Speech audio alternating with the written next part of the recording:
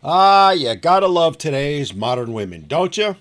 Especially how they love to project negative thoughts, feelings, and actions onto other people in order to try and cope. In order to try and cope with reality. And the fact that it's actually them who's guilty of those very negative thoughts, feelings, and emotions that they're projecting. Don't believe me? Well, let's look at exhibit number 10,313,412, shall we? Can I rant on here? How are you in a church celebrating in America right now?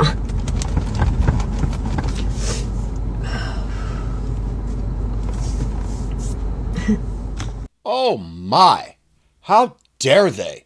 How dare people go and practice their religious beliefs?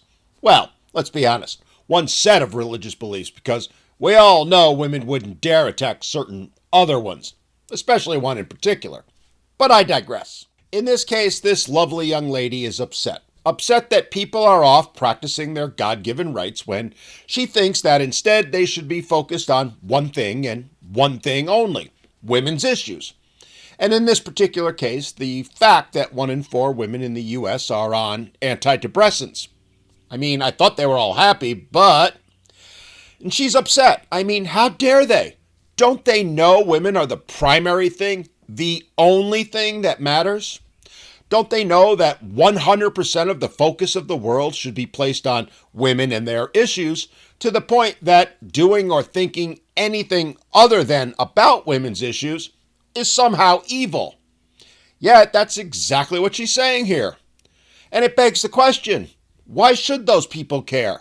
Why should they pay any attention to them?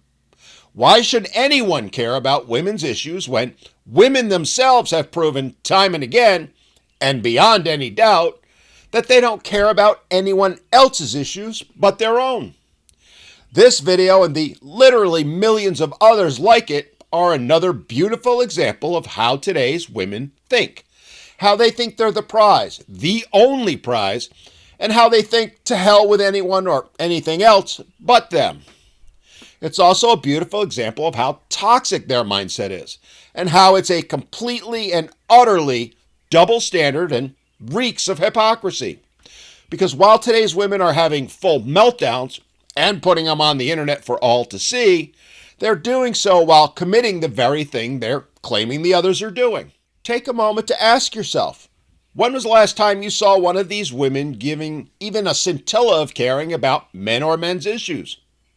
When was the last time you saw one of them even willing to acknowledge, let alone discuss, the issues that men face, most especially men's mental health issues? The answer, my friends, is never.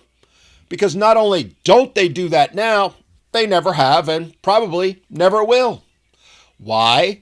Because they believe and have been taught by the women before them that it's a zero-sum game. And that toxic mentality is so deeply ingrained in them now that I truly believe it's become part of their DNA.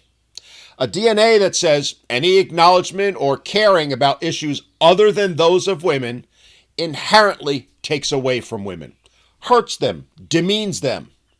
It's why they label any conversations about men's issues as hate speech, calling those that speak out misogynists and worse. And it's why they work so hard to silence any such talk, because in the end, they believe they, and only they, are entitled to any caring, compassion, or concern. And that showing any to anyone other than themselves is wrong.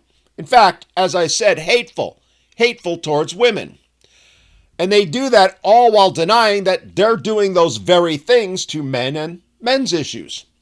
Even going so far as to declare that not only do those issues not exist, but if they did, it's because men deserve them.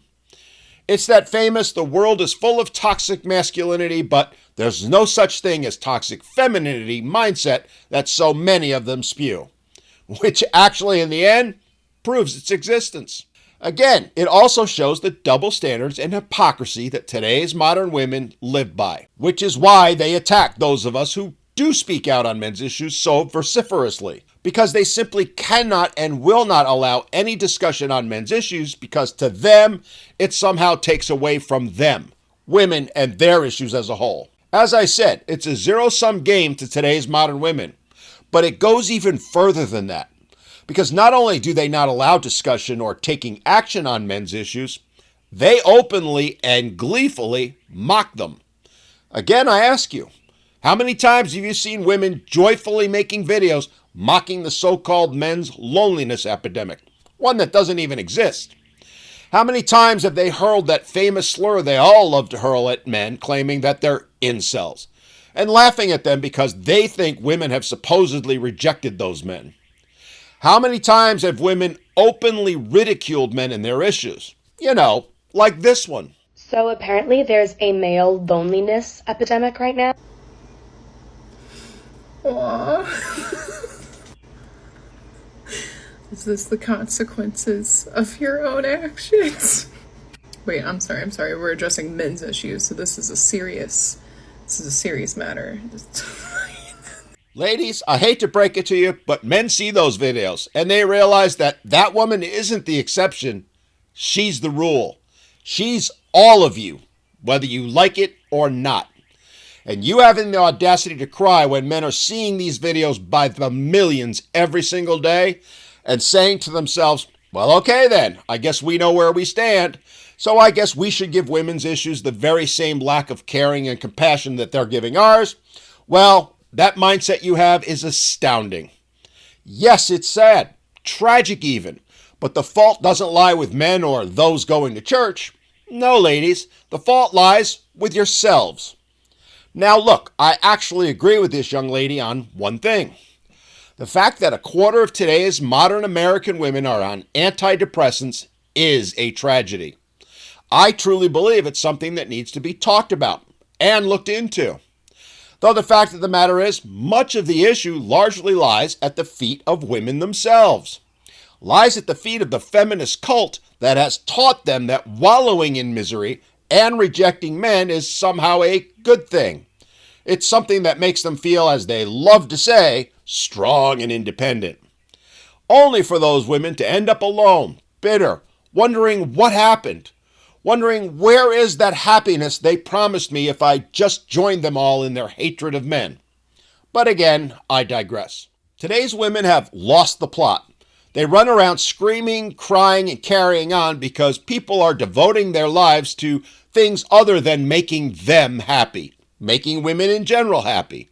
Sorry, darlings, but if you're not willing to acknowledge men's issues, and you aren't, if you aren't willing to consider them even worthy of being talked about, let alone addressed, and you aren't, if you're not willing to take ownership and responsibility for your own happiness, and you aren't, then I'm sorry to say, why in the hell should we care about you or women's issues in general?